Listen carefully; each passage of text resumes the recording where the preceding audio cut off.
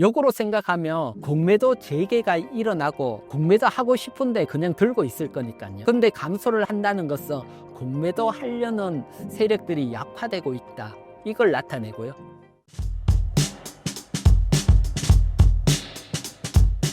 네, 안녕하세요. 저는 1998년 대한민국이 가장 어려울 때 IMF 때부터 금융시장에 있어 온 이희건 대표고요. 지금 한 25년 있어 왔고, 그리고 지금은 이희건 경제TV 유튜브 운영하고 있습니다.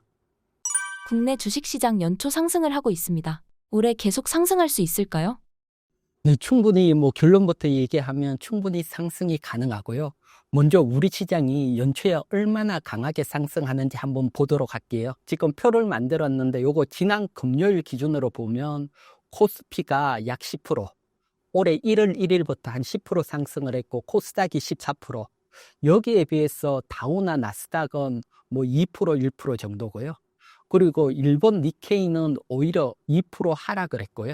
그리고 대만 과건 한 3%밖에 되지 않고, 그리고 상해 종합도 한 1% 정도. 이렇게 비하면 우리 시장이 정말 강하게 상승을 했거든요. 그래서 왜 이렇게 강하게 상승을 했는지, 그리고 또 계속 상승을 할 수 있는지 돈의 관점에서 한번 설명을 드릴게요. 돈의 관점이라는 것은 사실 다른 게 아니고, 돈이 움직이면 결국 환율을 보면 돈을 움직이는 걸 알 수 있거든요. 그래서 달러 인덱스를 한번 보도록 할게요. 지금 보시면 달러 인덱스거든요. 보면 작년에 강하게 상승을 하면서 쉽게 말해서 달러가 강세로 갔거든요. 이건 지구상의 돈들이 미국으로 몰려간다는 겁니다. 그러니까 달러가 강세로 가고 돈이 미국으로 가면 당연히 우리 시장은 약할 수밖에 없고요. 그런데 올해 트럼프가 취임하고부터는 달러가 하락하기 시작을 했습니다. 보면 하락했다가 반등 나오는 척 하다가 하락을 했다. 그래서 보면 달러가 하락을 했다, 즉 달러가 약세로 갔다. 요건 원 달러 입장에서 보면 원화는 상대적으로 강세로 갔다는 거거든요. 그래서 보통 환율이 강세로 가게 되면 돈들이 글로 가면서 또 그 나라 주가는 상승을 하고 있거든요. 상승을 하게 되는데 지금 연초 우리 시장 상승의 배경은 역시 달러 약세에 따른 상승이다, 이렇게 보시면 되시고요. 그러면 이런 달러가 계속해서 약세로 간다면 올해 우리 시장은 계속 상승을 기대할 수 있잖아요. 그래서 제가 판단을 할 때는 올해는 달러는 계속 약세로 움직일 확률이 높습니다. 트럼프가 2기 시작이 됐는데 트럼프 1기 때 달러 움직임 월봉 차트를 한번 보도록 할게요. 지금 월봉 차트를 준비를 했는데 2017년이죠. 2017년 트럼프가 1기 취임을 했는데 그때 월봉 차트 제가 동그라미로 이렇게 표시를 했는데 보면 취임을 하기 전에는 달러가 강세로 강하게 갔다가 막상 취임을 하고부터는 2017년 계속 약세로 움직였거든요. 그래서 2017년 이렇게 달러가 약세로 움직일 때 우리나라 2017년 코스피 지수는 22% 강하게 상승을 했고요. 그래서 지금 또 한번 보게 되면 거의 유사합니다. 트럼프가 취임하기 전에 달러가 강세로 확 상승을 했다가 막상 취임을 하고는 약세로 움직이고 있거든요. 요건 다른 게 아니고 트럼프는 미국 제조업을 부활시키려고 합니다. 그것은 다른 게 아니고 제조업이 살아나기 위해서는 환율이 약세로 가야 됩니다. 즉 달러가 약세로 가야지 트럼프가 원하는 제조업을 부활시킬 수가 있거든요. 그래서 1기 때도 그렇고 지금도 그렇고 트럼프는 약달러 정책을 펼치고 있습니다. 그래서 지금도 환율이라든가 이런 측면에서 달러를 강하게 갈 수 있는 측면은 있지만 결국 달러가 약세로 움직이고요. 2017년도는 미국 금리가 인상을 하고 있지만 달러가 약세로 갔거든요. 그렇다면 올해도 트럼프 정책에 따른 약달러 기대를 할 수 있고, 달러가 이렇게 약세로 간다면 우리 시장은 또 점진적인 상승을 기대할 수 있다, 이렇게 보고 시장을 대응을 하는 게 좋아 보입니다. 올해 상승 장서 어떤 종목을 매수해야 될까요? 네, 그래서 그 부분에 대해서 사실은 주식을 어떤 종목을 매수할까 이런 것들은 쉽지는 않고 또 정답은 있는 건 아닙니다. 하지만 제가 또 많은 정권사 리포트를 보다 보니까 여러분들이 주도주 매수에 있어서 정말 도움되는 정권사 리포트가 하나 있더라고요. 그래서 그 리포트를 기반으로 설명을 드리고 또 주도주 가능성 있는 종목 또 제 개인 의견까지 보태서 한번 설명을 드리도록 할게요. 그래서 정권사 리포트 잠깐 보면 다른 거 아닙니다. 지금 하나증권에서 2월 12일 나온 리포트거든요. 그래서 요 리포트가 어떤 리포트냐? 다른 게 아니고 연초에 강하게 상승했던 종목이 연말까지 계속 상승하는 요건들, 어떤 요건들이 있을 때 계속 상승을 한다. 그걸 정리를 했더라고요. 그래서 뭐 확률적으로 정리가 돼 있으니까 저도 요걸 여러분들에게 설명을 한번 드리고 또 여기에 또 부합하는 종목들까지 리포트에 나와 있으니까 그런 종목들까지 설명을 드리고 참고적으로 요 리포트는 2월 12일 나온 리포트고요. 근데 리포트 내용은 1월에서 2월 강하게 갖는 종목이니까 조금 바뀌었더라고요. 상승 종목들이 리포트하고. 그래서 제가 그거 수정까지 해서 준비를 했으니까요. 뭐 일단 리포트 기본적으로 어떤 내용인지 리포트 짧게 한번 요약을 해서 설명을 드릴게요. 지금 보게 되면 이제 하나증권에서 시가총액 뭐 1위부터 250위 코스닥까지 다 포함됐어. 그래서 작은 종목이 아니고 뭐 주도주는 역시 시가총액 큰 종목이 시장을 끄집고 가니까 그래서 시가총액은 코스닥 포함해서 1위부터 250위. 그래서 요 종목 중에 1월에서 2월 상승률 상위 5%. 그러면 250 종목 중에 상승률 상위 5%면 한 12종목 됩니다. 그래서 1월부터 2월 사이에 가장 강하게 갖는 이 12종목 중에서 이게 연말까지 상위 5%를 유지하는 조건들 설명이 돼 있거든요. 그래서 아무래도 대형주, 주도주에 관심 있으신 분들은 뭐 요거 한번 참고를 해보시면 되시고요. 참고적으로 보면 2020년부터 2024년 연초 상승했는 종목이 연말까지 주도했는 게 한 15종목이 있었습니다. 그래서 요 15종목을 분석을 했는 뭐 리포트고요. 그러면 단순 뭐 환율로 계산되면 1년에 연초에 12종목 상승을 하니까 요게 5년이거든요. 2020년부터 2024년. 그러면 60종목이고 그 중에 15종목이 연말까지 상승을 갔으니까 확률로는 한 4분의 1 정도 됩니다. 그래서 1월에서 2월 가장 강하게 갖는 12종목 요 중에서 한 4분의 1 정도는 연말까지 계속 상승을 한다. 요게 뭐 단순 확률이고 사실 우리는 이거보다 확률을 더 높여야 되잖아요. 그러면 뭘 봐야 확률이 더 높은지 지난 2020년부터 2024년 15종목 간 종목의 특징 요거까지 나와 있으니까요. 설명을 드릴게요. 그 전에 여러분 올해 1월부터 2월 그러니까 지난 금요일까지 상승률 시가총액 250위 중에 1위부터 12종목 어떤 종목인지 제가 엑셀 파일로 정리를 했거든요. 그거 먼저 한번 보도록 할게요. 가장 많이 상승한 종목이 1위가 레인보우 로보틱스고요. 그 다음에 2위 하나 에어로스페이스, 하나 오션, 현대 로템. 그래서 맨 마지막 12위가 하나 시스템. 요 12종목이고 그리고 또 제가 요 화면을 보시면 뭐 자본 총계나 부채 비율, 그 다음에 영업이익, 그리고 2023년에 비해서 증가가 됐는지 실적까지 딱 정리를 했거든요. 그렇기 때문에 여러분들은 뭐 올해 1, 2월 가장 강하게 갖는 종목이 뭔지 펀더멘탈이 어떤지 요거 화면 하나만 보면 딱 알 수가 있으니까 요거 참고를 해 보시고요. 그리고 요렇게 상승을 했는 종목 중에 특징이 있더라고요. 특징을 보면 1위 레인보우 로보틱스나 또는 저기 카페24 요것은 다른 게 아니고 로봇이고 또 카페24는 소프트웨어 AI거든요. 요거는 실적보다는 기대감입니다. 앞으로 로봇 산업이 커지겠다. AI 산업이 커지겠다. 그래서 실적을 보면 안 좋습니다. 안 좋지만 기대감으로 상승을 했고요. 그 다음에 보면 방산조선, 전력기계 요런 쪽이 많거든요. 요건 아무래도 실적이 바탕이 되면서 상승이 나오고 있고요. 그리고 요렇게 나눠서 볼 수가 있고, 또 12종목 전체 특징, 섹터의 전체 특징은 제가 봤을 때는 다른 게 아니고, 뭐 여러분들도 아는 로봇, 방산, 조선, 전력기계, 뭐 원전, 딱 보면 이게 트럼프 관세 정책과는 좀 무관한 섹터들입니다. 그래서 관세 정책의 리스크가 없는 섹터들이 연초에 강하게 상승을 했다, 요렇게 보여지거든요. 그래서 아무래도 뭐 관세를 좀 피하겠다, 돈들이 몰린 측면도 있고요. 그러면 여기서 지금 관세 정책이 또 어떻게 되는지 잠깐 짚어보고 또 갈게요. 관세 정책은 뭐 주가에 계속 영향을 미칠 수밖에 없으니까요. 그래서 일단 요 그래프는 트럼프 1기 때입니다.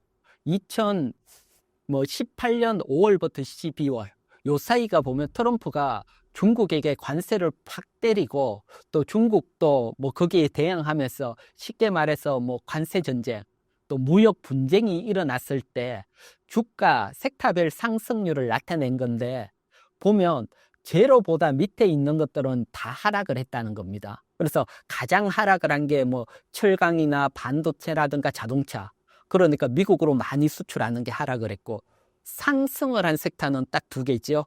뭐 조선과 통신.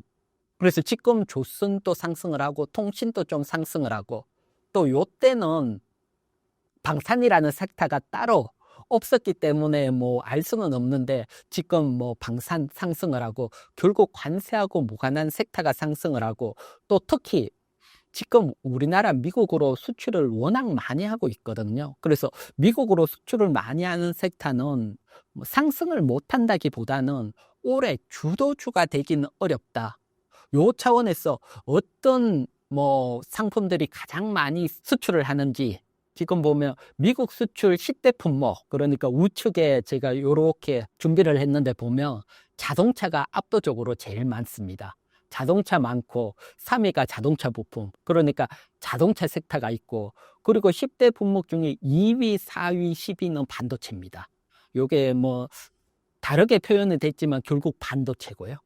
그 다음에 6위가 배터리고, 그래서 어떻게 보면 뭐 자동차라든가 또는 뭐 반도체 또는 배터리, 이런 섹터는 주도주가 되기는 어렵고, 여기에다가 철강도 관세를 매겼지요. 그래서 철강까지 합쳐서 요 섹터들은 뭐 상승 정도는 기대할 수 있지만 주도주는 어렵다. 그래서 일단 올해는 트럼프 관세가 나오는 섹터들은 조금 뭐 조심을 하고, 특히 관세에서 벗어난 섹터, 또 돈이 강하게 갖는 섹터 중심으로 우리가 관심을 가져야 되고, 그게 연초에 앞에 보여드렸듯이 그게 이제 시장에서도 돈들이 그렇게 움직이고, 그런 종목들이 가장 강하게 상승을 했다.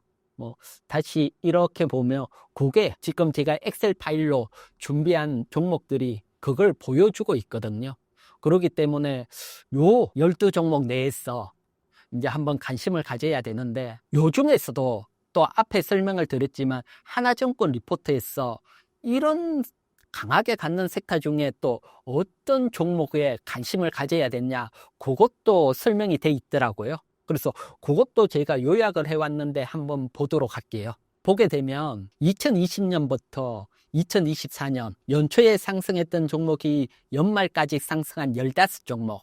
요 특징이, 첫 번째 특징은 거래대금 나누기 시가총액, 그러니까 시가총액에 비해서 거래대금이 크게 터진 종목, 이 종목이 강하게 갈 확률이 가장 높았더라고요. 그래서 거래대금이 터지면서 1, 2월 상승한 종목, 여기에 관심을 가져야 되고, 그 다음 두 번째 조건은 12월, 1월, 2월에 기관이 매도한 종목, 그러니까 매수가 아니고 기관이 매도한 종목, 요걸 우리가 소위 뭐 빈집털이라 하죠. 그래서 기관이 매도한 종목. 그 다음은 또 반대로 3개월 동안 외국인들은 순매수한 종목, 그래서 기관이 팔고 외국인들이 받은 순매수한 종목. 그 다음 12개월 예상 순이익이 상향이 되고 하나증권 리포트가 목표 주가 상향한 종목, 요런 종목이 연초에 상승했던 종목이 연말까지 갔다. 그러면서 하나증권에서 종목까지 설명이 돼 있더라고요. 이런 조건에 만족하는 종목이다. 나온 종목을 보게 되면 하나오션, 그 다음에 현대 로템, 레인보우 로보틱스, 카페24입니다. 그래서 제가 봤을 때는 일단은 요 종목에 좀 집중을 해야 될 걸로 보이고요. 대신 여러분, 하나오션이나 현대 로템 차트를 보시면 워낙 1, 2월 강하게 상승을 했습니다. 근데 어떤 종목이든 이 상승이 12월까지 이어지지는 않습니다. 그래서 강하게 상승을 하게 되면 또 조정이 나오고, 그리고 또 상승이 나오고 조정이 나오는 게 기본이니까요. 그래서 만약에 이 종목에 관심이 있다면 기본적으로 20일 이동평균선 이하 조정이 나오면 그때 한번 관심을 가져보시고요. 너무 추격 매수하기보다는 항상 연초에 2020년부터 2024년 그런 종목들도 조정을 주면서 다 상승을 했거든요. 그렇기 때문에 조정이 나올 때 관심을 가져보시고요. 그리고 여기서 제 개인적인 의견, 리포트 외에 의견을 조금 보태자면 3월 31일부터 우리나라가 공매도가 제기가 되거든요. 공매도가 제기되면 아무래도 실적 외에 기대감으로 간 종목들은 조금 부담감을 가질 수밖에 없거든요. 그래서 제가 12종목 펀더멘탈 뭐 다 정리를 해드렸잖아요. 그때 보면 레인보우 로보틱스하고 카페24는 실적이 안 좋다. 이렇게 분류를 해드렸기 때문에 이쪽보다는 또 실적이 좋은 하나오션이나 현대로템이 조금 더 유리하지 않을까. 특히 뭐 하나오션이 이렇게 됐다는 것은 조금 다른 측면으로 조금 사고를 넓혀서 보게 되면 조선주에 대해서 우리가 관심을 가질 수 있다. 이렇게도 볼 수 있거든요. 그 얘기는 조선주는 지금 뭐 20년 만에 조선업황 슈퍼사이클 속에 업황이 워낙 좋고, 또 업황이 좋다고 무조건 상승을 하는 건 아니고 여기에다가 추가적으로 더 갈 수 있는 기대감까지 붙으면 더할 나위 없이 좋죠. 그 기대감이 뭐냐고 하면 지금 미국 MRO 사업이죠.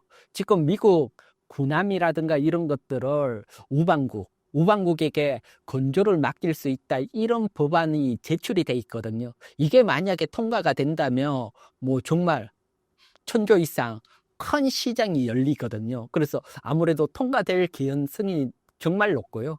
그건 다른 것보다 중국이 건조를 계속하면서 지금 미국 군함을 넘어서고 있거든요. 그래서 해양 패권에서 중국한테 질 수 없다, 이게 강하게 작용하기 때문에 아무래도 이런 법안도 나오고 있고, 또 트럼프 입장에서는 또 우리나라 조선업 도움이 필요하다, 이 얘기까지 있었기 때문에 요 법안 통과에 대한 기대감, 통과가 되면 또 실적 증가, 지금 또 잘 나오지만, 그래서 조선업.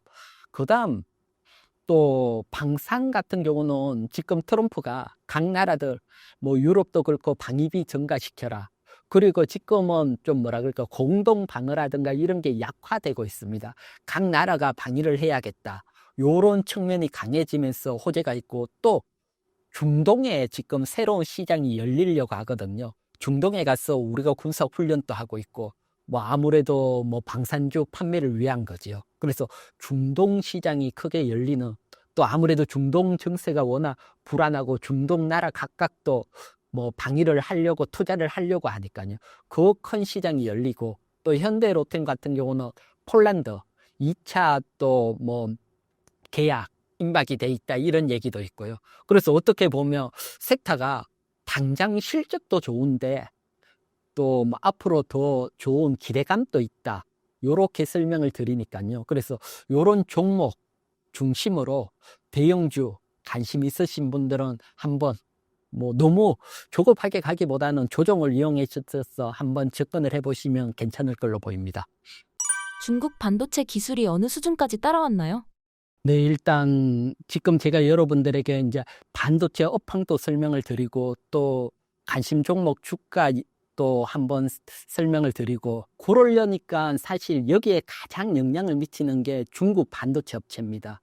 그래서 중국 반도체 업체들이 기술력이 어느 정도 왔는지 그걸 명확히 알아야지 우리가 다음을 대응을 할 수 있거든요. 그래서 제가 중국 반도체 업황이 어느 정도까지 따라왔는지 한번 준비를 했는데, 차트를 이렇게 보면 조금 어려울 겁니다. 차트가 다른 게 아니고 밑에 숫자가 18, 17, 15, 13 숫자들이 세었는데, 요거는 공정이라고 보시면 됩니다. 그래서 18나노 공정, 17나노 공정, 15에서 16나노 공정, 저 밑에 10나노, 9나노까지 공정이 미세해질수록 기술력이 뛰어나다는 겁니다. 그런데 지금 보게 되면 제가 18나노 공정 앞에 빨간색으로 라인을 하나 꺼놨거든요. 화면에 보시면. 요 라인이 뭐고 하면 중국이 18나노 이상 개발을 못하게 방어막을 친 겁니다. 그래서 장비도 못 가고 미국이 중국 반도체 개발을 계속 억제왔지요. 그래서 18나노를 막겠다, 안으로 못 들어오겠다 막았는데, 창신 메모리가 15에서 16나노 양산이 나온다, 갑자기 뛰어넘고 들어와버렸습니다.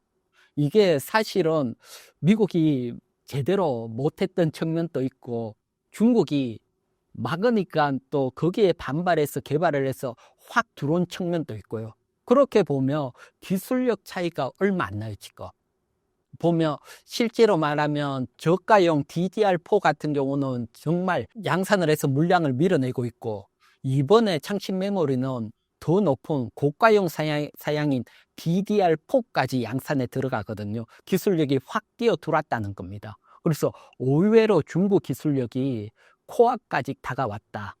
지금 가장 최고 기술력은 11에서 12나노. 요게 SK 하이닉스가 세계 최초로 개발을 했는 기술이거든요. 그러면 하나, 둘, 세 칸 정도밖에 차이가 안 나니까 요건 아직 이제 개발이 됐는 거니까요. 그렇게 보면 실질적으로 한 2년 정도밖에 차이가 안 나고, 또 양산으로 본다면 D램 양산 웬만한 것들은 중국 물량이 밀려 들어올 수 있다. 요게 지금 현재 상황이다 보시면 되시고요. 그리고 항상 어떤 섹터든 지나와서 이렇게 되돌아보면 태양광 때도 중국이 저가 들어오면서 사실 장악을 하고 다 어려워졌고요. 그 다음에 디스플레이도 몇 세대 있었지만 중국이 기술력 똑같이 되면서 저가를 못 견디면서 어려워졌고, 이제 반도체도 사실은 얼마 차이가 안 나는 요 수준까지 왔기 때문에 우리가 부담을 가질 수밖에 없는 상황이고, 이게 지금 주가에 녹아있다, 이렇게 보시면 되시고요. 또 오랫동안 유지되어 온 반도체 업황에도 지금 영향을 미치고 있습니다. 반도체 업황도 한번 보도록 할게요. 지금 보시는 차트는 다른 게 아니고 D램 가격 YOY, 그러니까 전년도 D램 가격에 비해서 얼마나 상승을 했는지 하락을 했는지 나타내는 그래프입니다. 그래서 요 그래프가 가운데 0보다 높게 있으면 전년도보다 반도체 가격이 상승을 하면서 어떻게 보면 성수기다, 업황이 좋다, 요렇게 보면 되고, 0보다 아래에 있을 때는 업황이 어렵다, 요렇게 보면 됩니다. 지금 중국이 들어오기 전까지건 삼성전자, SK하이닉스, 미국의 마이크론 딱 3사가 D램을 한 95% 이상 생산을 했기 때문에 반도체 가격이 빠지면 3사가 서로 감산을 해서 높이고, 그러면서 20년 이상 반도체 사이클이 2년 하락이면 2년 상승, 2년 하락이면 2년 상승, 이걸 계속 이어져 왔거든요. 참고적으로 제가 2014년 반도체가 상승했던 사이클이 22개월이라고요. 그 다음에 2018년도에 25개월, 그 다음에 2021년도에 22개월, 거의 리뉴얼하게 요 정도 수준으로 계속 감산을 하면서 만들어 오고 서로 성장을 해왔는데, 이번에 보시면 12개월 만에 하락으로 접어들었습니다. 접어들게 된 게 가장 큰 게 중국의 저가 메모리가 나오면서부터 감산도 안 먹힌다는 겁니다. 중국이 워낙 물량을 공세를 펼치니까. 그래서 이번에 이렇게 하락으로 접어들었기 때문에, 하락으로 한번 접어들면 또 한 2년간은 계속 하락이거든요. 따라서 올해는 반도체 업황이 계속 어려울 수밖에 없다, 요렇게 설명을 드리고요. 그래서 중국 기술력이 가까이 다가오고, 또 반도체 거기에 따라 저가 물량이 나오고 지금 반도체 업황이 어렵다, 요렇게 설명을 드릴게요. 반도체 대장주인 삼성전자, SK하이닉스는 올해 상승할 수 있을까요? 네, 그게 이제 아마 업황이 어렵기 때문에 상승하기가 결론부터 설명드리면 만만하지 않다. 이렇게 설명을 드리고요. 특히 실적을 한번 보도록 할게요. 위에 그래프는 삼성전자 분기별 실적인데 잘 나가다가 작년 4분기부터 매출이 탁 꺾이고 그리고 영업이익도 확 줄어들었거든요. 이게 앞에서 보여드렸지만 업황이 하락으로 전환이 됐고 이 하락이 올해도 계속 이어진다. 그러면 계속해서 실적 둔화가 나타날 수밖에 없다. 그래서 아무래도 뭐 IT라든가 이런 애들은 실적이 성장해야 주가가 받치는데 올해 실적 둔화에 따른 상승은 좀 부담스럽다. 그리고 밑에 SK하이닉스인데 SK하이닉스는 HBM이 한 3, 40% 되기 때문에 4분기까지 성장을 했습니다. 하지만 지금 키움증권 리포트 기준으로 보면 1분기 때는 이제 실적이 꺾이는 걸로 나옵니다. 그래서 아무래도 기존 D램 레거시 반도체 비중이 60% 이상이니까 이게 하락을 하게 되면 결국 SK하이닉스도 실적이 꺾인다는 겁니다. 그래서 삼성전자나 SK하이닉스는 실적이 꺾임에 따라서 상승하기는 어렵다.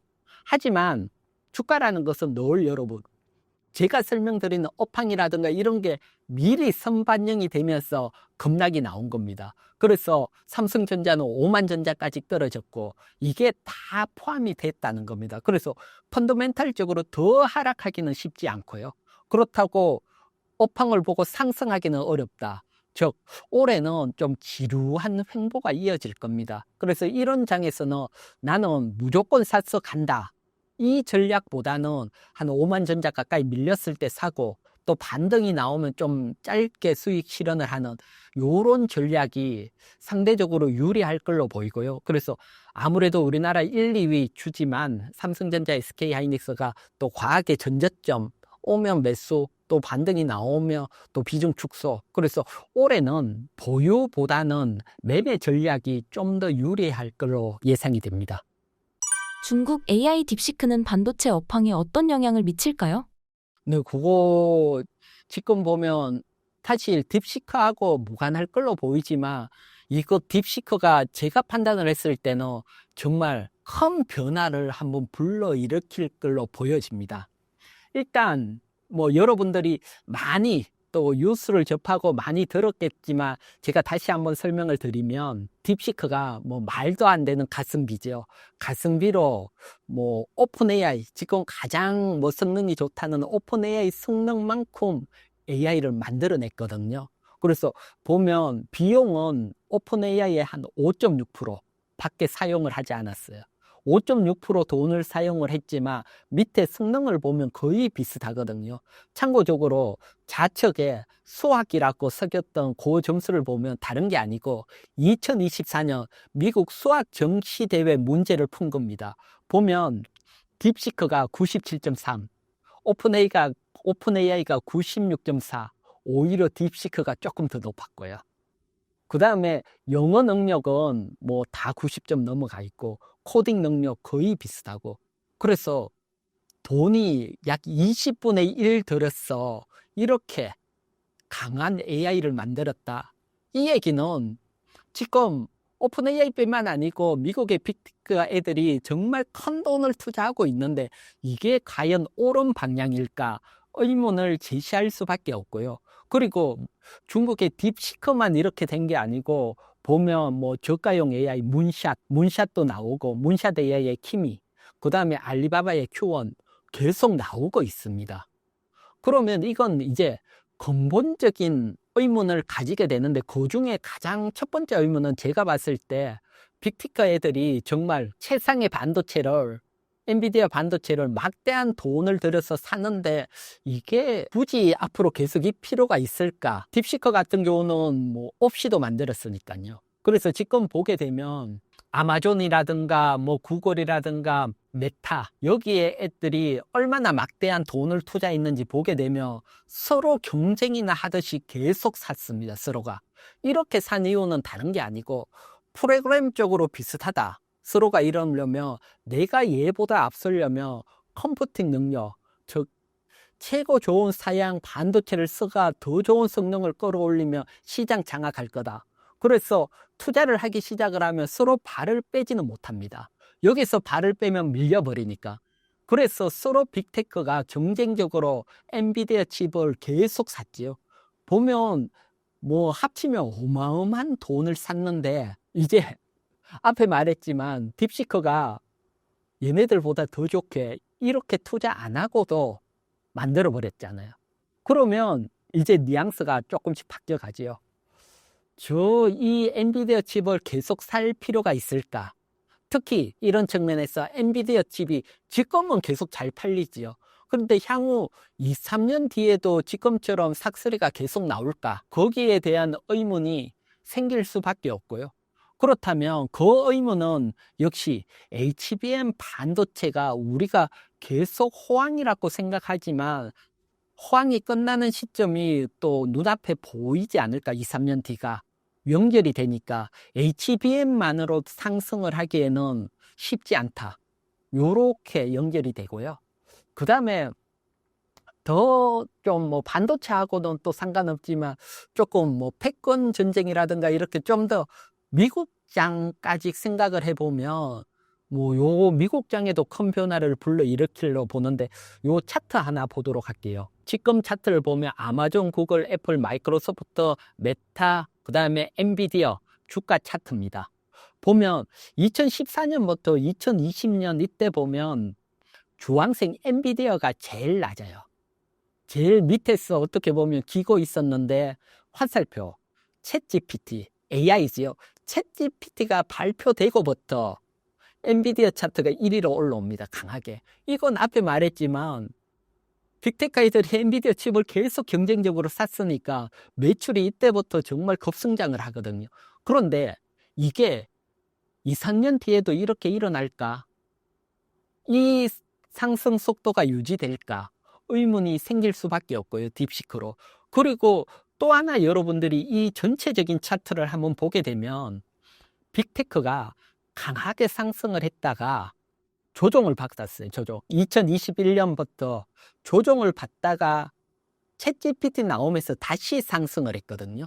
그래서 이렇게 다시 상승을 한 배경은 다른 게 아니고 여러분, AI를 장악하는 기업이 미래의 시장을 독점하고 큰 돈을 벌 수 있다. 다른 게 아니고 구글이 여러분 검색 시장을 장악하면서 어마어마하게 돈을 벌었잖아요. 또 지금도 벌고 있고 AI 시장은 그거보다 더 큰 돈을 벌 수 있다. 그래서 막대한 투자를 하고 펀더멘탈을 짰지만 기존 시장에서는 미국 이 빅테크 중에서 AI를 장악할 거다. 거기에 대해서는 의심을 안 했거든요. 그래서 빅테크 애들이 다 상승을 했는데 이제는 의심이 생긴 거죠. 정말 중국 애들이 장악하는 거 아니야 이거. 저가형으로. 의심이 생길 수밖에 없으니까 높은 밸류를 유지하기가 쉽지는 않고 또 장악을 하더라도 딥시커 보면 저가형으로 저비용으로 개발이 됐기 때문에 소스 전부 다 오픈을 해버리고 또 다 무료 사용을 해버리잖아요. 그러면 정말 돈을 벌 수 있을까? 기본적인 의문이 생겼기 때문에 미국 빅테크 애들도 상승하는 게 이거는 뭐 투자자 관점입니다. 제가 설명드리는 것은 우리가 주식을 투자하는 관점에서 의문이 생기는 거고 산업적으로는 계속 투자를 할 수밖에 없습니다. 결국은 성자가 나올 동안 산업적으로는 투자를 할 거니까요. 그래서 산업은 성장을 하지만 주가는 성장하기가 쉽지 않다. 투자자 입장에서는 의문이 생겼기 때문에 그래서 그런 관점에서 보면 딥시크가 반도체뿐만 아니고 큰 빅테크까지도 흔드는 현상으로 뭐 제가 느끼는 거니까요. 그래서 요렇게 뭐 많은 영향을 줄 걸로 보입니다. 삼성전자를 강하게 상승 전환해줄 포인트가 있을까요? 네, 그 포인트는 여러분들이 과거의 삼성전자를 한번 생각을 해보면 일단 요거 먼저 보이고 설명을 드릴게요. 지금 차트 보이는 것은 PBR 선이거든요. 그래서 PBR이 한 1배 정도 됐을 때는 맨 밑에 뭐 하늘색 점선인데 항상 반등이 나왔어요. 반등이. PBR이 1배. 지금 1배 아직 떨어졌거든요. 이만큼 주가가 하락을 하면 반등이 나왔다. 그래서 추가적으로 뭐 펀더멘탈적으로 보면 더 하락하기는 쉽지 않다. 요 측면이 일단 뭐 기본적으로는 뭐 어느 정도 주가 지지는 해준다. 워낙 하락을 했고 기본적인 뭐 저평가 위치까지, 역사적인 저평가 위치까지 있는데, 그래서 요건 지지의 역할을 해주는 거고 이게 주가를 상승시키지는 않습니다. 그러면 주가를 상승시키는 것은 뭔가가 있어야 되잖아요. 그건 여러분들이 삼성전자 하면 사실 저만 그러니까요. 인류 기업이고 세계 최초 기술력. 그래서 항상 뭐 D램 반도체 세계 최초 뭐 개발을 했다 이렇게 기술력으로 앞서갔었거든요.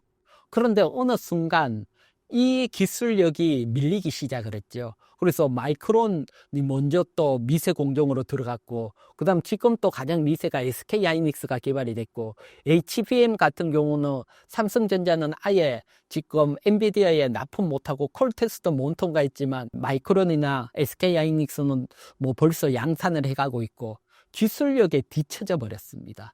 그렇고 삼성전자 뭐 관리를 하는 게 다 재무 쪽이죠. 재무 쪽 사람들이 위를 장악을 하고 있고, 어떻게 보면 뭐 개발 쪽이 아니죠. 재무들은 항상 뭐 비용을 줄이는 쪽이고 개발하는 쪽은 투자를 해서 보는 쪽이니까 좀 예전에 인텔이 재무 쪽이 하면서 망해가는 그런 느낌이 들거든요. 그래서 다른 거 필요 없고 사실 삼성전자가 다시 강하게 가기 위해서는 세계 최초, 그러니까 D램 미세 공정 세계 최초 뭐 10나노 100을 깨고 9나노를 개발했다든가, 아니면 좀 더 뭐 현실성 있는 게 HBM4 이걸 뭐 최초로 개발을 한다든가, 그러면 삼성전자에 이거 살려는 사람들이 줄을 설 수밖에 없고요. 그래서 삼성전자가 다시 한번 강하게 가기 위해서는 역시 가장 기본으로 돌아가서 기술력입니다. 기술력. 그래서 이 기술력, 그 중에서도 HBM, 지금 뭐 HBM 컬 테스트 통과돼 봐야 큰 효과는 못 가집니다. 벌써 뭐 기존에 안전적으로 납품하는 기업들이 있으니까 그거보다는 이제 한 발 뛰어가야 되죠. 그래서 HBM4 세계 최초 개발한다 이런 기사가 나왔다. 그러면 의외로 생각보다 강한 반등이 나올 수 있으니까요. 그래서 요런 기술력. 그 다음에 주가적인 측면에서 본다면 역시 수급입니다. 외국인들이 워낙 매도를 많이 하고 있고 1월까지 또 계속해서 매도를 했거든요. 그래서 요 매도가 2월 달은 좀 줄어들고 좀 뭐 매수 매도 반복을 하고 있는데, 외국인 매수가 강하게, 쉽게 말해서 뭐 어마어마한 매수가 한 5일 연속으로 확 들어왔다. 그러면 지난 과거 2000년도, 2020년도 요때도 확 들어오면서 치고 올라갔거든요. 그래서 한 5일 연속 뭐 역대급 매수가 확 들어왔다. 그러면 정보도 빠르고 이런 사람들이 뭔가 본 겁니다. 그런 것들이 나온다든가, 뭐 그렇지 않으면 앞에서 설명을 드렸지만 아예 뭐 5만 전자 오면 또 샀다가 또 반등이 나오면 목표가 짤 때 또 수익 실현을 하고 매매 전략으로 가다가 요런 어떤 획기적인 기사가 나오면 그때는 또 매수했다가 중기 보유가 가능하고요. 요렇게 설명을 드릴게요.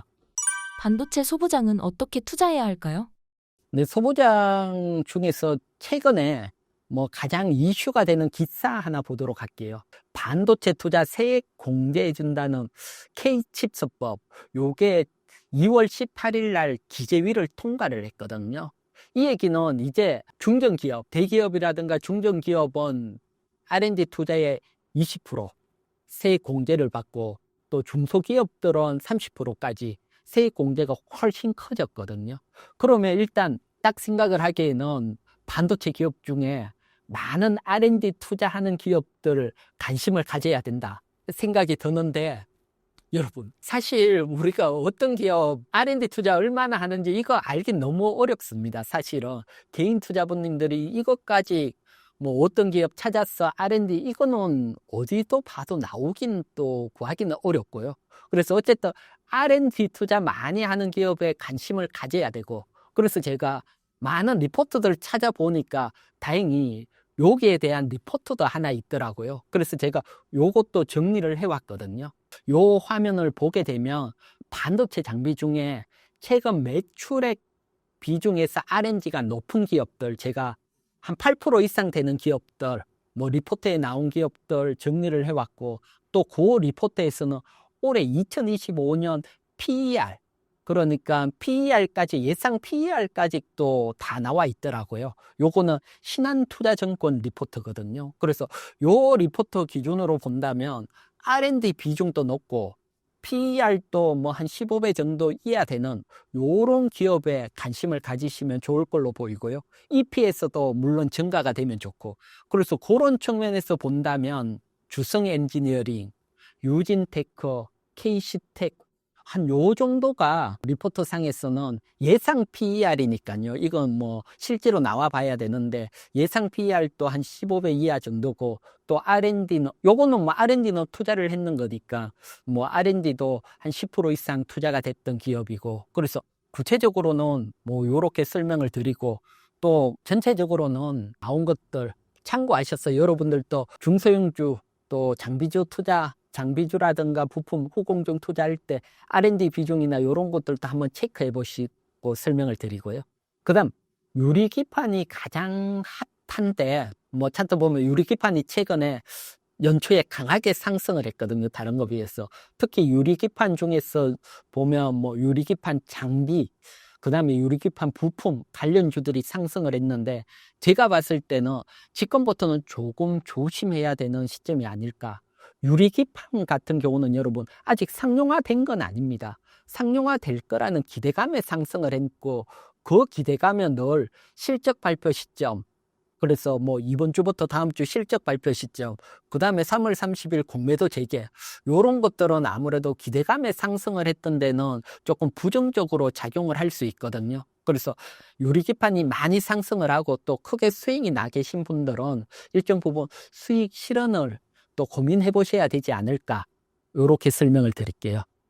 2차 전지 지금 매수해도 될까요? 네, 2차 전지 일단 매수해도 되는지 시점인지 파악을 하려면 여러 개를 살펴봐야 되거든요. 그래서 주로 관심 있게 봐야 되는 것들은 제가 봤을 때는 일단 업황입니다. 업황.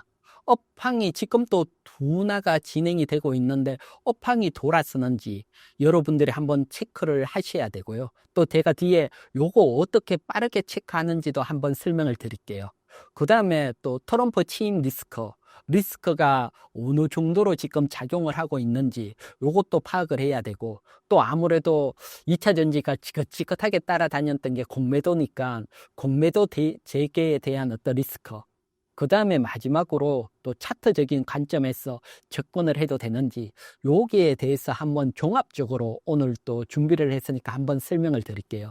먼저 업황입니다. 업황은 사실 계속 좋아진다 했는데 계속 어렵습니다. 아직은. 일단 차트를 이렇게 한번 보면 좌측에 있는 그래프가 양극재 수출 추이고요. 그리고 우측에는 양극재 가격입니다. 보면 그래프가 2022년, 2023년 정말 강하게 수출이 됐다. 지금 수출이 확 줄고 있는 상황입니다. 그만큼 수출이 줄었다는 것은 아직 업황이 좋아진 건 아니라는 거죠. 그래서 업황이 어려운 게 계속 이어지고 있고, 그 다음에 빨간 진한 색이 양극재 수출 가격입니다. 보면 2023년 7월부터 확 강하게 하락을 했다가 지금은 약화됐지만 어쨌든 하락세는 이어지고 있습니다. 이 얘기는 뭐 계속해서 업황이 어렵다. 그래서 사실은 이런 업황이 빨리 변화가 나와야지, 돌아서야지 기업들이 실적이 좋아지고 또 거기에 맞춰서 뭐 주가도 움직일 거죠. 물론 주가라는 게 업황이 좋아지는 것보다는 좀 빨리 움직이는 측면이 있습니다. 하지만 이런 업황을 조금이라도 빨리 좋아졌다 나빠졌다 우리가 체크를 해야 되죠. 그런데 사실 수출 가격이 어떻다 데이터를 내고 이걸 체크하는 건 쉽지가 않고요. 항상 체크를 한다 해도 벌써 다른 언론이나 나오고 뒤에 체크를 할 수밖에 없고요. 그래서 제가 봤을 때는 가장 업황을 빠르게 체크할 수 있는 것은 수출입 동량입니다. 이렇게 준비를 했는데 이 수출입 동량은 매월 1일입니다. 매월 1일 날 산업자원부에서 발표를 하고 누구든 뭐 들어가면 다 볼 수 있으니까요. 뭐 그래서 요 수출입 동량 중에 2차 전지라는 섹터가 따로 딱 계속 해주고 있거든요. 그래서 얼마나 수출이 되고 있는지 제가 지난 7월부터 해서 쭉 나오고, 요번에도 3월 1일은 공휴일이니까 3월 2일 되면 2월 달 수출인 양이 딱 나올 겁니다. 그래서 요 중에 여러분들이 한번 보면 작년 7월, 8월, 9월 보면 수출이 약 한 7억 달러 정도랐고요. 그 다음 10월, 11월은 6억 달러로 줄었고요. 12월은 밀어내기가 있기 때문에 이건 항상 예외입니다. 빠지고, 그럼 1월 달에는 다시 5억 달러로 또 줄었습니다. 그래서 요 수출입 요게 증가되는 시점, 그게 업황이 좀 바뀌는 시점이다. 그래서 수출입 동량을 요걸 체크를 하는 게 그래도 가장 빠르게 체크를 하는 게 아닌가 보여주기 때문에 여러분들도 요 수출입 동량, 그리고 수출입 동량을 보면 또 알 수 있는 게 있습니다. 지금 보게 되면 7월, 8월, 9월 달 비해서 10월, 11월, 12월이 양이 줄었잖아요. 그리고 전년도보다 감소했다고 딱 표시가 돼 있잖아요. 이 얘기는 타분기 실적이 안 좋다는 얘기입니다. 전년도에 비해서도 안 좋고 직전 분기에 비해서도 안 좋다. 이것도 우리가 실적 발표 나기 전에 미리 예상을 할 수 있거든요. 그러면 실적 발표를 좀 피해야 되니까요. 그래서 수출입 동량을 체크를 해보면 뭐 실적뿐만 아니고 또 우리가 뭐 업황까지 예상할 수 있으니까 항상 매달 1일 날 한번 체크를 해보시고, 저도 뭐 계속 여러분들에게 설명을 드리고 있고요. 그래서 이렇게 보면 일단 업황 둔화는 이어지고 있고, 여기에 따라 4분기 실적이 안 좋다. 또 4분기 실적이 안 좋은 게 수출입 동량 말고도 여러분 지금 보여드리는 게 LG 에너지 솔루션 4분기 실적입니다. 4분기 실적 보면 2255억 적자 전환이 됐고요. 그 다음에 4분기 전체 매출이 작년에 비해서 약 20% 가까이 감소를 했거든요. 왜 요걸 여러분들에게 설명을 드리느냐 보면, 여러분 우리나라는 대기업, 소위 말해서 전방 산업들이죠. 뭐 반도체는 삼성전자가 있고 철강은 포스코가 있고 조선이 있고, 그래서 이 전방 산업들은 실적을 먼저 발표를 해요. 앞에서 발표를 해요. 그런데 얘네들이 실적이 안 좋다 그러면 LG 에너지 솔루션이 미리 이렇게 안 좋게 발표했으면 이제부터 소재들, 2차 전지 뭐 소재들 실적 발표가 이어질 건데 걔네들도 안 좋을 확률이 높잖아요. 그래서 나는 뭐 중소형주 들고 있는데 대형주 실적이 뭐가 중요하냐, 그게 아니고 대형주 실적을 보고 미리 우리가 예상을 할 수 있기 때문에 보유하고 있는 섹터, 거기에 대표하는 대형주 실적은 항상 체크를 하는 게 전반적인 시장을 볼 때는 유리하니까요. 그래서 LG 에너지 솔루션이 안 좋았다, 수출이 약했다, 그러면 아무래도 양극재, 음극재든 소재도 실적이 안 좋을 수 있다. 그래서 지금부터 실적 시즌에서는 뭐 아무래도 주가 부담감이 조금 있을 수밖에 없다. 그래서 실적이나 업황 측면에서는 아직은 좀 부담이 간다. 이렇게 설명을 드릴게요. 2차 전지 트럼프 영향은 어떻게 보시나요?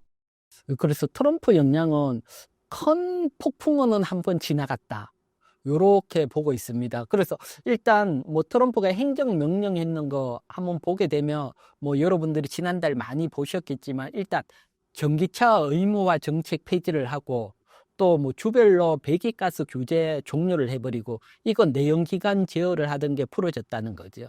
그래서 전기차를 뭐 다른 기술 우대해서 보조금이라든가 정부 시장 개입을 제거한다.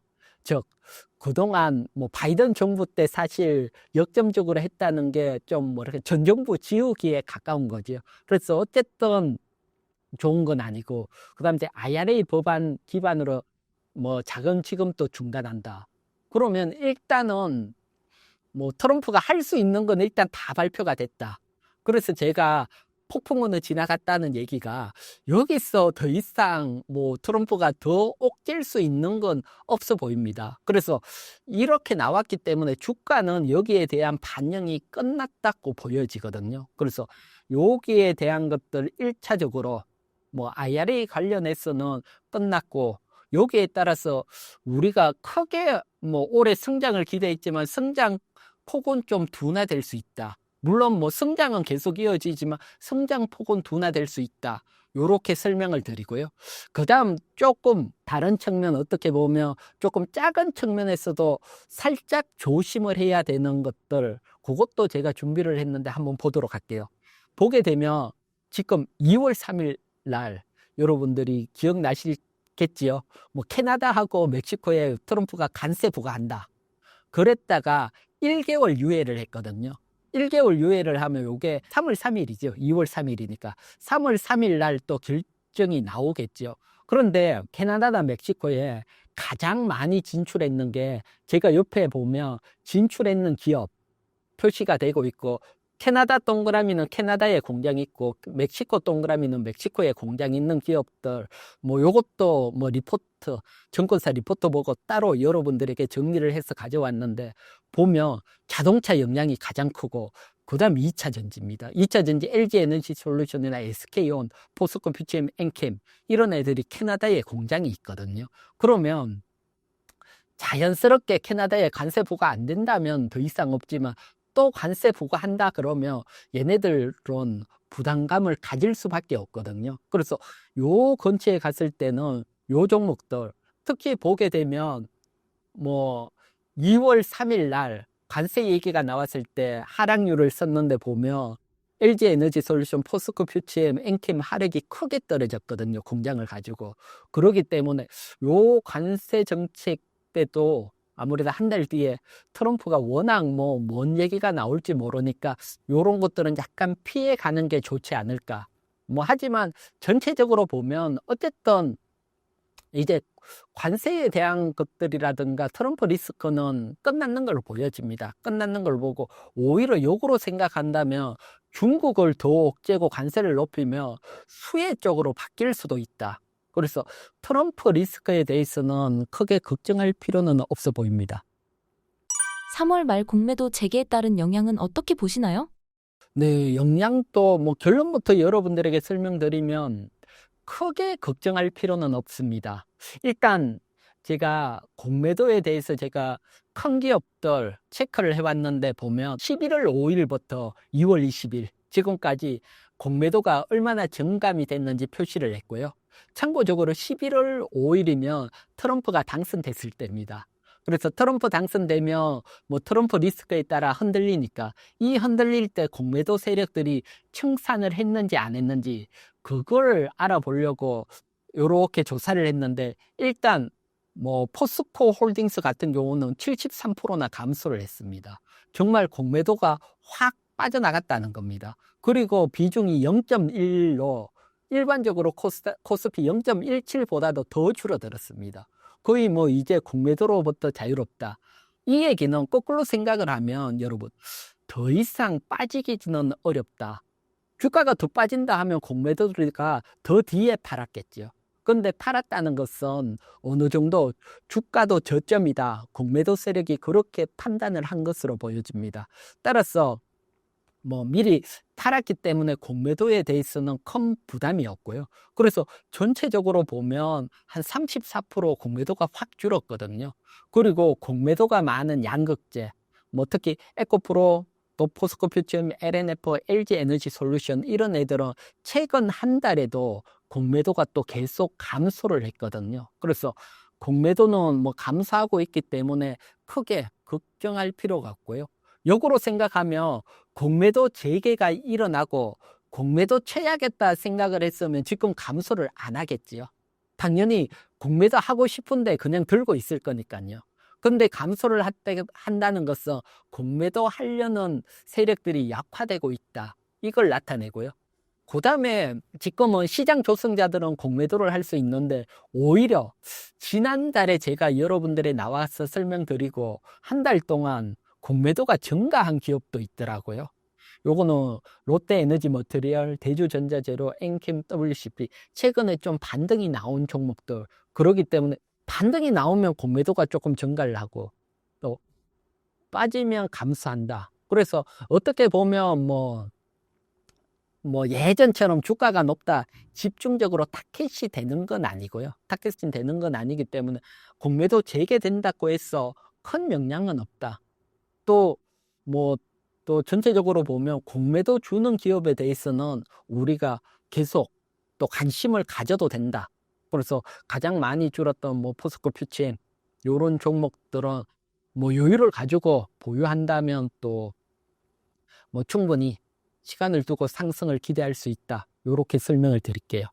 2차 전지 어떤 종목에 관심을 가져야 될까요? 일단 요것은 에코프로 BM인데 여러분 차트를 제가 요렇게 지난 금요일까지 요렇게 표시를 했는데 여러분 차트를 그냥 직관적으로 하면 요렇게 보면 어떤 느낌이 드십니까? 계속 하락을 하다가 조금 반등을 만들어 가려는 모양.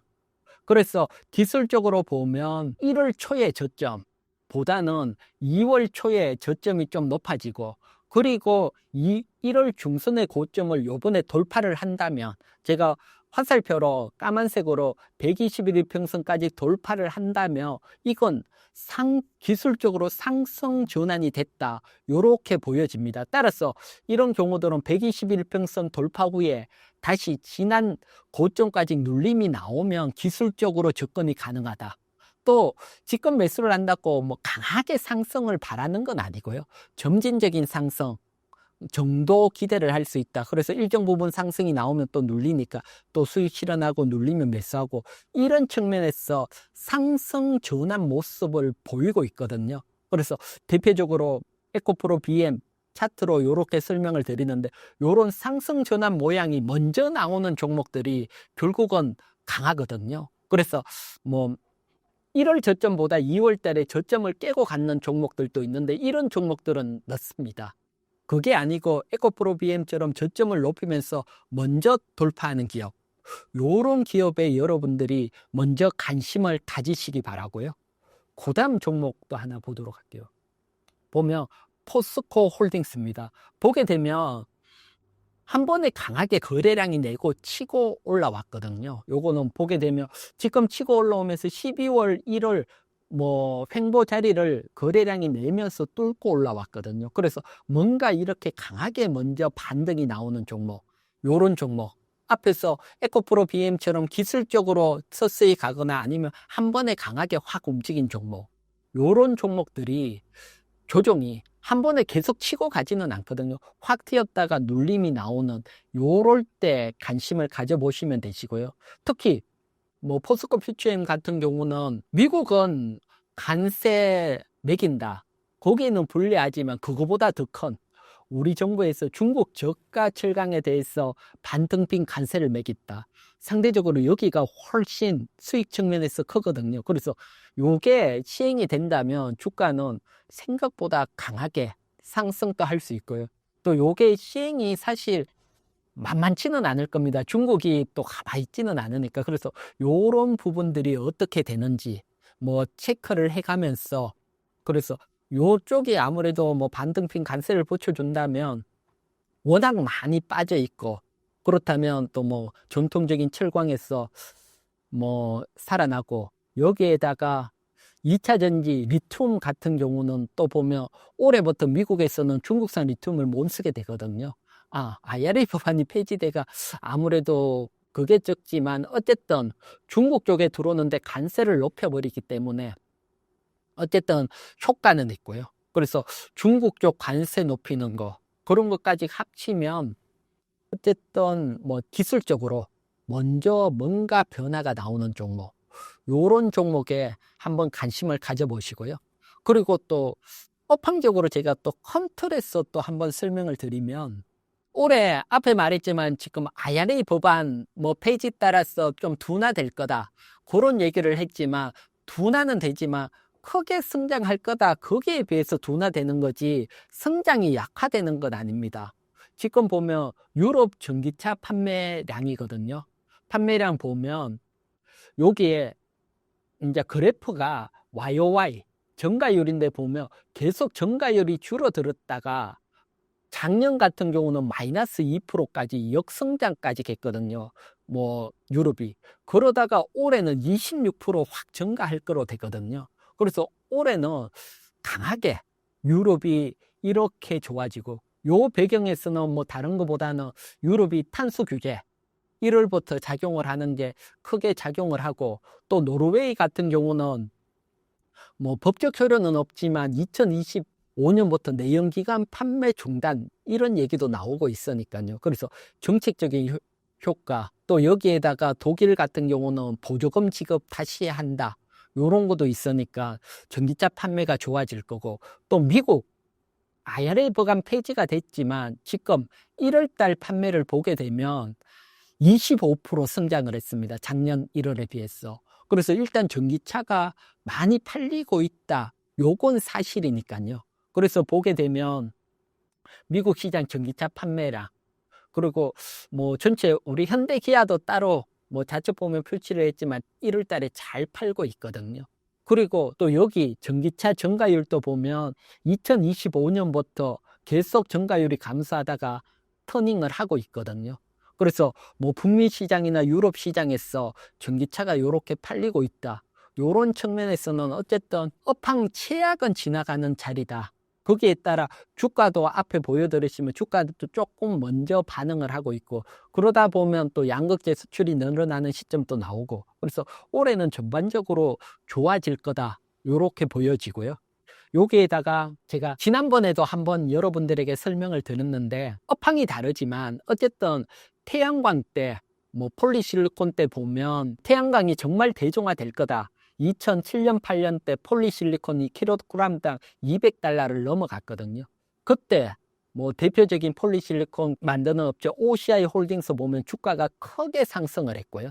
그러다가 중국이 만들기 시작하면서 폴리실리콘 가격 급락이 나오고, OCI 홀딩스 주가 급락이 나오고, 그러다가 태양광이 대중화되면서 폴리실리콘 가격은 반등이 없지만 주가는 크게 상승이 나왔거든요. 그래서 어떻게 보면 업황이 먼저 좋아지는 기대감으로 크게 상승을 했다가, 좋아지는 데까지 시간이 필요하네 눌렸다가 정말 대중화되면 또 크게 상승을 했거든요. 그래서 이런 흐름들이 전기차는 태양광 때보다는 훨씬 더 전기차로 가는 과정이고, 또 미국이 중국을 막아주는 측면도 있기 때문에 더 좋을 걸로 보이기 때문에, 어쨌든 지금 고점 대비 뭐 폴리실리콘 때처럼 한 2년 반 정도 흘렀거든요. 벌써 2차 전지도. 그렇기 때문에 올해부터는 점진적인 상승, 그리고 어느 순간 대중화 기대감을 타고 폭발적인 상승을 기대할 수 있으니까요.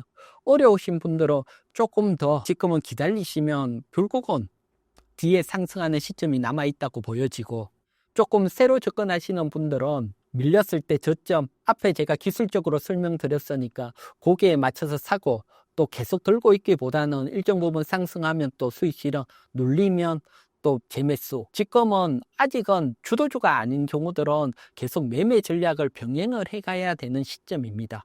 조금 물론 이게 말처럼 쉽지는 않지만 어쨌든 그런 마인드로 시장을 봐야 된다. 이런 관점에서 설명을 드릴게요. 연초부터 로봇주가 가장 핫했는데 올해 계속 상승할까요?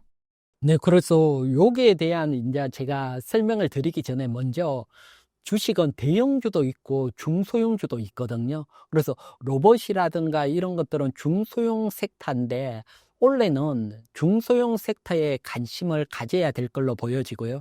그렇게 보는 설명 먼저 한번 드릴게요. 신한투자증권 리포터 중에 일부를 제가 가져왔는데 다른 게 아니고, 중소형주가 있고 대형주가 있는데 우리나라는 수출 주도국입니다. 그래서 수출이 잘 될 때는 대형주들이 퍼포먼스를 내고 상승을 하고, 또 반대로 유동성이 증가될 때, 시중에 돈이 풀릴 때는 아무래도 경제를 살리고 수출이 위축이 되니까 중소형주, 가벼운 종목들이 강하게 상승하는 측면이 있었거든요. 그런데 올해는 여러분들이 아시겠지만 트럼프 관세부터 시작해서 수출은 둔화될 거고, 그리고 내수가 워낙 어렵죠. 경제 성장률이. 그걸 살리기 위해서 금리 인하하면서 유동성은 풀 겁니다. 이 얘기는 대형주보다는 중소형 섹터가 퍼포먼스가 좋아진다. 요렇게 갈 수 있고, 1월 달에 수출입 현황 또 한번 보도록 할게요. 정말 수출이 둔화가 되고 있는지 보게 되면, 일단 좌측 보면 월별 수출 증감률인데 1월 달에 마이너스 10%입니다. 작년 같은 경우는 마이너스로 전환된 게 없이 다 플러스를 났는데 1월 달에 마이너스 10%랐고요. 물론 연휴가 앞에 있었지만 그런 걸 비해서도 워낙 크게 감소를 했고, 우측의 수출량을 보더라도 1월 달에 수출이 491억 달러, 작년에 비해서 크게 확 줄어 있거든요. 그래서 수출 둔화가 되는 건 맞기 때문에, 또 중소형주 섹터 쪽에 또 요번에 다음 주 뭐 금통위에서 금리 인하될 확률이 거의 100%로 보고 있으니까 그래서 유동성은 좀 풀리고 요런 차원에서는 중소형 섹터에 관심을 가져야 되고요. 그러면 중소형 섹터가 뭐 로봇도 있고 뭐 화장품도 있고 다양한 섹터가 있는데 어떤 섹터에 관심을 가져야 되냐? 그것도 보게 되면 확률적으로 여러분 지금 보여드리는 것은 다른 게 아니고 상반기 1월 달입니다. 1월 달에 가장 1등으로 상승하는 섹터가 거의 6월까지 계속해서 상승을 주도했다는 겁니다. 그리고 하락했던 섹터는 뭐 계속 하락을 했다. 그렇게 따지면 1월 달에 가장 강하게 간 섹터가 사실은 상승을 주도한다. 이렇게 볼 수가 있잖아요. 그러면 이제 조금 나눠서 보면 우리가 중소형주에 관심을 가진다는 건 역시 코스닥 쪽이죠. 그러면 코스닥 쪽에서 1월 달에 가장 강하게 간 섹터 우리가 관심을 가져야 된다. 그러면 가장 강하게 간 종목 10종목 준비를 했거든요. 1월 달 상승률입니다. 10종목을 보게 되면 하이젠 R&M, 고영, SP 시스템, 레인보우 로봇이죠. 1위부터 5위가 로봇입니다. 그러니까 이렇게 강하게 간 로봇에 우리가 관심을 가져야 된다. 올해는 요렇게 판단을 할 수 있죠. 그 밑에 뭐 유리기판도 있고 밑에도 있지만 어쨌든 압도적으로 로봇이 이렇게 강하게 갔거든요. 그러면 관심을 가져야 되는데 늘 설명을 드리지만 여러분 강하게 계속 상승을 하지는 못합니다. 이런 테마성이 강하게 갈 때 어떻게 주가가 움직였는지 과거의 상황도 한번 보도록 할게요. 보면 요거는 2023년도 삼성전자가 레인보우 로보틱스 처음 지분 투자하면서 거의 레인보우 로보틱스가 시장 상승을 주도했거든요. 그때 보면 1월 달에 강하게 상승을 했을 때 167% 상승 후에는 기간 조정이 나왔고요. 그리고 상승이 나왔거든요, 또. 그래서 강하게 100%, 200% 상승 후에는 조정이 나오고 상승이 나왔고요. 요것뿐만 아니고 2023년도에 AI 열풍이 불면서 강하게 가는 대장주 셀바스 AI거든요. 셀바스 AI도 보면 한 170% 강하게 상승 후에 일정 부분 기간 조정이 나오고 그리고 또 상승을 했거든요. 그래서 이게 한 160%, 170% 상승이 나오면 어쨌든 주가라는 것은 조정이 필요하다. 그러면 다시 앞쪽으로 가볼게요. 하이젠 R&M 같은 경우는 187%. 벌써 대장주가 그만큼 강하게 상승이 나왔다. 이건 단기 조정을 기다려야 된다는 거죠. 그래서 뭐 이런 조정들 늘 말하지만 좀 한 20일 이동평균선 정도까지 조정이 나오면 관심을 가질 수 있고 그게 아니더라도 영업일 기준으로서는 한 15영업일 정도 횡보가 이어진다. 그러면 그때 한번 관심을 가져보시고요. 또 뭐 아무래도 로봇 관련주들은 실적 발표에 부담을 느끼거든요. 그래서 지금부터 3월 초까지 그 실적 발표에 또 부담감도 가질 수 있으니까 요 횡보 기간이 어느 정도 기다렸다가 그때 한번 관심을 가져보시라고 설명을 드리고 또 앞에 강하게 이렇게 갔던 종목들이 결국은 또 뒤에서 강하게 갔으니까요. 뭐 여러분들이 한번 참고를 해보시라 이렇게 설명을 드릴게요. 로봇주 지금이라도 추격 매수해야 할까요? 그래서 제가 이제 앞에 설명을 드렸지만 추격 매수보다는 제가 앞에 차트를 보여드렸지만 눌림 조정, 횡보 조정을 기다리시는 게 조금 더 유리하고요. 그래서 뭐 조금 더 길게 본다면 3월 30일 공매도 또 재개가 되잖아요. 그래서 주가는 공매도 재개가 되기 전에 하락을 하는 게 아니고 공매도 재개되면 빠질 수 있겠다 생각하면 미리 빠지잖아요. 그래서 실적도 좀 눌릴 확률도 있고 공매도 재개에 따라서 미리 좀 눌릴 확률도 있고 이런 것들이 겹쳤어 만 영업일 기준으로 고점 대비 한 15영업일 정도 횡보나 또 아니면 주가적으로 20일 이동평균선 이하로 왔다. 큰 대장주 먼저 움직인 종목 중에 이렇게 나오는 앞에서 제가 올해 뭐 5종목 제일 강하게 갔는 거 코스닥 그런 강한 종목이 눌림이 나올 때 한번 관심을 가져보시고요. 그래서 추격 매수는 조금 자제하는 게 좋아 보입니다. 올해 로봇주 어떤 종목에 관심을 가져야 될까요? 네, 그래서 강하게 가는데 이제 관심을 가져야 되는데, 여러분들에게 일단 여러분들이 이렇게 한 횡보 조정을 기다려야 되는데, 그때 로봇주에 대해서 하나하나 좀 공부를 하셔야 되고요. 그래서 공부를 하다 보면 자연스럽게 어떤 로봇 업종 내에서 뭘 관심을 가져야 되는지 알게 되고요. 그래서 제가 전체 로봇 업종에 대해서 쭉 설명을 드리려고 또 준비를 해왔거든요. 한번 보도록 할게요. 보게 되면 로봇 밸류 체인이거든요. 보면 요 앞쪽은 부품이라고 돼 있고요. 그래서 부품 회사들이 모이면 하드웨어, 로봇이 만들어지는 거죠. 그 다음에 하드웨어에 들어가는 소프트웨어, 요렇게 나눠지고, 하드웨어를 보게 되면 지금 가장 핫한 게 휴머노이드 로봇입니다. 뭐 요건 글로벌적으로 뭐 테슬라도 마찬가지고 중국도 마찬가지고, 그래서 요 휴머노이드 로봇이 가장 핫하고 요거 만드는 기업에 관심을 가져야 되는데, 아쉽게도 우리나라는 레인보우 로보틱스 딱 하나밖에 없습니다.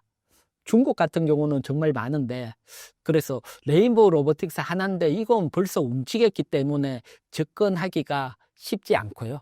그 다음에는 협동 로봇입니다. 협동 로봇이나 산업 로봇. 우리나라는 뭐 제조업으로 먹고 사는 나라니까 요런 로봇이 많이 필요할 수밖에 없고요. 그 다음에 의료용 로봇, 또 맨 밑에 청소용 로봇까지. 그래서 완제품은 요렇게 구성이 돼 있다 설명을 드리고, 완제품 구성하려면 부품이 있어야 되잖아요. 그래서 부품을 보게 되면 액츄레이터라고 돼 있고 센스라고 돼 있는데, 센스에 대해서는 로봇 뭐 센서 종목이 움직임이 거의 없고 또 기억도 별로 없고요. 그래서 센서 부품에 대해서는 뭐 특별히 설명드릴 게 없고, 지금 가장 핫한 게 액츄레이터입니다. 액츄레이터는 쉽게 말해서 뭐 사람으로 따지면 관절이라고 보시면 됩니다. 이 관절을 만드는 게 액츄레이터고, 그러면 관절이 이렇게 움직이려면 감속기, 그 다음에 모터, 엔코더, 제어기, 요런 것들이 필요하게 되죠. 그래서 액츄레이터 관련주들이 뭐 최근에 상승을 했고요. 그 다음에 액츄레이터 중에서도 하이젠 RNM, 그 다음에 보면 로보티저, 요 두 종목이 가장 강하게 상승을 했는데, 왜 액츄레이터에 관심을 가져야 되고 요 종목이 왜 상승을 했는지도 공부 차원에서 알아놓으면 도움이 되실 겁니다. 요렇게 볼게요. 지금 보게 되면 옆에는 산업용 로봇이고 요쪽에는 휴머노이드 로봇, 사람처럼 생겨 있지요. 그래서 지금 가장 핫한 게 휴머노이드 로봇이라 그랬잖아요. 그러면 이제 한번 볼게요. 산업용 로봇에서 관절이 하나, 두 개 정도 필요한데, 휴머노이드 로봇은 여기 색칠되어 있는 거 다 관절입니다. 정말 관절이 많이 필요하게 되거든요. 그러면 이 휴머노이드 로봇 시대로 가면 관절을 만드는 액츄레이터 기업은 수혜를 받을 수밖에 없죠. 그래서 산업용 로봇이 발달할 때는 액츄레이터가 한 2개 필요하다 했는데, 휴먼용 로봇이 만들어지면 한 10몇 개씩 필요하게 되니까 요번에 액츄레이터 관련 부품주들이 강하게 상승을 했고요. 그 중에서도 하이젠 RM이나 로보티즈가 상승을 한 건 다른 게 아니고, 얘네들은 지금 보게 되면 부품들을 모아서 액츄레이터를 만드는 기업입니다. 소위 말해서 액츄레이터에 들어가는 부품 하나 만드는 게 아니고 액츄레이터 자체를 만드는 기업입니다. 그러니까 얘네들이 주가가 더 강하게 움직일 수밖에 없었죠. 그래서 보면 로보티저는 뭐 액츄레이터 비중이 매출의 90%고 글로벌 휴머노이드 업체의 제품 공급 이력도 있었고요. 그 다음에 하이젠 RNM 같은 경우는 아직 로봇 레퍼런스는 조금 부족하지만 또 기본적으로 범용 모터를 만들기 때문에 좀 캐시카우가 있다, 요런 측면이 있어서 액츄레이터 직접 만드는 기업에 관심을 가지고요. 그러면 이제 여러분들이 어떤 로봇 기업이 하나가 뭐 상장이 되거나 나타났다, 또는 어떤 기업이 액츄레이터를 만든다, 그러면 관심을 가져야 됩니다. 부품보다는. 그래서 휴머노이드 쪽에서는 요런 액츄레이터 만드는 기업, 요런 데 또 기술력을 내는 기업, 여기에 한번 관심을 가져보시고요. 그 다음에 또 요렇게 가면 하드웨어 중에서는 휴머노이드가 지금 가장 곽광을 받고, 그 다음 주가적인 측면에서 보면 의료용 로봇, 앞에 1월 달에 상승했던 5종목 중에 고용이 있었죠. 고용이 의료용 로봇을 만드는 기업입니다. 그러면 고용이 왜 상승을 했는지, 강하게 상승을 할 때 시작점에서 공시가 하나 나왔거든요. 그 공시도 하나 볼게요. 그래서 여러분들이 고용 차트를 보면 1월 20일부터 강하게 갔는데 요거 1월 20일 나온 공시입니다. 공시를 보면 다른 게 아니고 뇌수술용 의료 로봇 미국 FDA 승인을 받았다. 요 공시입니다. FDA 승인을 받으면 이제 미국 큰 시장에 진출을 할 수가 있잖아요. 그래서 이렇게 큰 시장 진출에 따른 기대감이죠. 그리고 고용 주가가 강하게 상승을 했거든요. 그러면 이제 여러분들이 공부를 할 때 미국 FDA 의료용 기계 쪽에서는 뭐 승인을 받을 수 있는 기업들, 요런 기업들 만약에 승인을 받는다 그러면 뭐 상한가 가고 그 다음날 눌릴 때라도 따라 붙었을 때 수익률은 뒤에 더 갔거든요. 고용을 본다면. 그래서 요런 어떤 공시를 체크를 한다든가 또 FDA 승인 가능한 기업 뭐 요런 것들이 기사를 통해서 나오는 기업에 의료용 로봇 쪽에서는 먼저 관심을 가져야 된다. 그래서 왜 상승을 했는지를 파악을 하면 또 그 다음에 대비를 할 수 있으니까요. 그래서 뭐 휴머로이드 로봇은 하나밖에 없으니까 눌림을 기다려야 되고 레인보우는 그 다음 나머지 의료용 기업들은 요런 공시 또 가능성이 있는 기업 여기에 한번 관심을 가져보시고요. 그 다음에 마지막으로 로봇 소프트웨어, 사실 로봇 소프트웨어 이쪽도 중요한데 상장돼 있는 회사는 딱 두 종류밖에 없더라고요. 보면 시멘스하고 코로봇 딱 두 종목밖에 없습니다. 그래서 요 로봇 소프트웨어가 왜 중요해지냐고 하면 로봇 시대가 가면 사실 로봇도 이제 하드웨어는 중국 보면 단가가 싸고 가격이 정말 싸게 나오기 때문에 하드웨어 가격은 계속 하락을 합니다. 그렇지만 로봇 소프트웨어는 대중화가 되면 될수록 로봇 생산이 많아지기 때문에 시장이 커지게 됩니다. 즉 소프트웨어 잘 개발을 하면 여러 로봇에 들어가니까. 그래서 로봇 소프트웨어 시장은 커지기 때문에 로봇 소프트웨어에 또 관심을 가져야 되고요. 그런데 뭐 로봇 소프트웨어는 뭐 시멘스하고 콜로봇 딱 두 개니까요. 요런 종목들이 또 조정이 나올 때 한번 관심을 가져보시고요. 그래서 제가 오늘은 여러분 지금 보시는 화면이 로봇을 세세하게 싹 분류를 했거든요. 그래서 요것은 여러분들도 어떤 섹터가 하닥에 움직인다 그러면 그 섹터에 대해서 이렇게 분류를 하고 요중에 어떻게 움직인다 요런 걸 하면 훨씬 내가 로봇에 어떻게 봐야 되고 어떻게 해야 되는지 훨씬 도움이 되고 그러다 보면 이제 로봇이 뭔가 새로운 로봇 개발 업체가 나온다든가 하면 요중에 어디에 속하고 그 섹터가 가장 핫한지 이제 한눈에 알 수 있으니까 여러분들이 요거 참고해 놓으시면 그다음부터 새로운 종목이나 기술 개발이 나오면 대응하는 데는 훨씬 유리하실 겁니다. 그래서 요것도 사실 뭐 미국 종목 버테이가 엄청 많았는데 싹 빼고 우리나라 종목만 요렇게 정리를 했으니까요. 또 로봇에 관심 있으신 분들은 반드시 요런 것들 한번 참고해 보시기 바랍니다. 제가 이제 다시 한번 정리를 했는데 요렇게 이제 로봇에 대해서는 한번 정리를 해 드릴게요. 먼저 1월 달에 가장 강하게 상승했던 종목 코스닥에서 5종목이죠. 하이젠 R&M, 고영, SP 시스템, 레인보우 로보틱스, 로보티죠. 그러고 요거는 뭐 왜 강하게 상승을 했는지 액추레이터부터 의료용 로봇까지 설명을 드렸으니까 요거 참고를 해 보시고요. 그 다음에 로봇에서 또 중요한 게 하나가 있습니다. 중요한 것은 다른 게 아니고 대기업이 지분 투자를 한 기업. 요런 기업들이 사실은 강하게 움직이거든요. 그래서 지분 투자한 기업 또 여기 정리를 했는데 요 위에 로보티저도 지분 투자했는데 위에 뭐 강하게 갔기 때문에 빼놨는 거고요. 밑에 또 나머지 또 지분 투자했던 기업은 로보스타.